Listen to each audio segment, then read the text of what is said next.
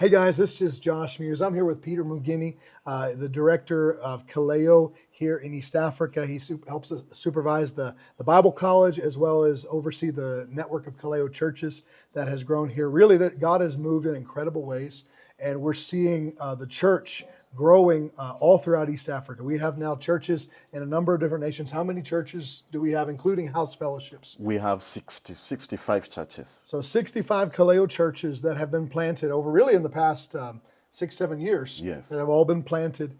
And I'm going to share with you a little bit about what we do. We go in and we train them. We bring people in that really have potential, and they're trained at our Bible college. And then the best of those, the ones that really have the calling, Pastor Peter does an amazing job vetting those leaders.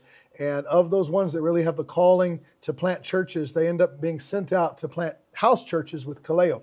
And all of our churches start in the house. And why don't you share a little bit about the situation that we are having with the house churches? Yeah, at the moment, so many churches that are meeting in the houses or under the tree, they have grown in those villages, and they have outgrown the house, so they can't be able to fellowship in the house. And some of them, they can't be able to fellowship under the tree. And so we are requesting that if we can be able to build for them a metal building where we put the roof on top of them, and then we partner with the community. The church, local church, brings the tree, the timber, and then we can be able to provide for them iron sheet to put the roof. And they'd use the labor, the local church labor is what will build the churches. And many times, the majority of these places, people in the community, people in the church have already donated the land or are willing to donate the land. So the land, the local community, the local church is providing the building, the labor, they're providing the wood and the timber, the local church is providing.